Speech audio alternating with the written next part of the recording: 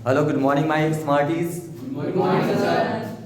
हाँ देखिए, सबसे पहला मैं आपको बता दूं कि आज भी एक इम्पोर्टेंट क्वेश्चन के साथ मैं प्रस्तुत हूं और ये क्वेश्चन है question related to watch within 2 second. इसका मतलब मात्र 2 ही सेकेंड में हम कैसे किसी घड़ी के घंटे और मिनट के सुइयों के बीच का कोण ज्ञात कर सकते हैं।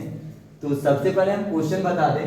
क्वेश्चन में लिखा गया है एक घड़ी में 3 बजे हैं, तो उस समय घंटे और मिनट के सुइयों के बीच का कोण ज्ञात कीजिए। इसका मतलब आप जब कोई भी क्वेश्चन पूछता है, इस तरह से पूछता है 3 बजे हैं, 4 बजे हैं, 5 बजे हैं, तो आप तत्काल में बिना समय लिए हुए केवल और केवल 2 सेकेंड में ही उसका आंसर कैसे लिख सकते हैं, वह यहाँ सूत्र के माध्यम से प्रस्तुत है। देखिए सूत्र लिखा है, फॉर्मूला लिखा गया है, angle equal to 30 multiply H. H का मतलब जितना बज रहा है, एच का मतलब जितना बज रहा है वही लिख लेंगे और तुरंत आप क्या करेंगे, इस क्वेश्चन का आंसर प्राप्त कर लेंगे।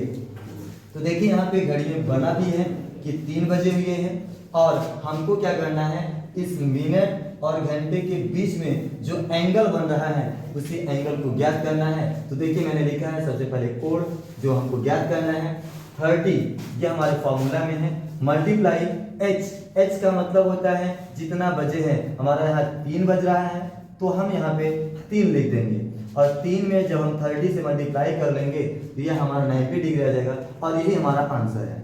मुझे लगता है बात समझ में आ गई। लेकिन कभी कभी लोग कहते हैं कि हमारी क्लॉक नहीं, हमारी वॉच है और हमारे वॉच में 12 तक ही नहीं बल्कि 13 बजता है, 14 बजता है और 15 बजता है। तो उस समय 15 बज रहा है या 14 बज रहा है या 13 बज रहा है, तो उस समय बताइए कि हमारे घंटे और मिनट के सुइयों के बीच का कोण क्या होगा। तो मैं आपको बता दूं, चाहे वो जो भी कह लें, सूत्र यही लगता है और सूत्र में लिखा गया 30 मल्टीप्लाई एच, तो हम उसी का इस्तेमाल करेंगे। जैसा कि इस घड़ी में तो बनाया नहीं गया है लेकिन यहाँ लिखा गया, मान लेते हैं घड़ी में 13 बज रहा है और उस समय घंटे और मिनट के सुइयों के बीच का कोण पूछा जाता है, ज्ञात करने के लिए कहा जाता है। तो आपको कुछ नहीं करना है, सूत्र वही लगा देना है, 30 में जितना बचे हैं उससे मल्टीप्लाई कर देना है। जैसे आप 13 से 30 में मल्टीप्लाई करेंगे तो यह आपका 390 हो जाएगा। कितना हो जाएगा, 390 हो जाएगा।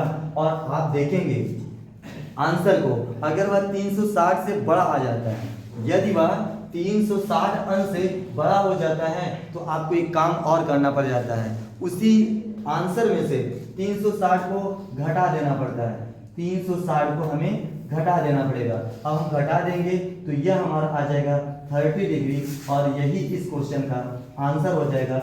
मुझे लगता है बात समझ में आ गई। चाहे वह 1 बज रहा है, 2 बज रहा है, 3 बज रहा है, 4 बज रहा है, बस मिनट नहीं दिया है। और मिनट वाले क्वेश्चन को ज्ञात करने के लिए, जानने के लिए अगले वीडियो को आप देखेंगे। Thank you for watching this video और okay, I will meet you next time.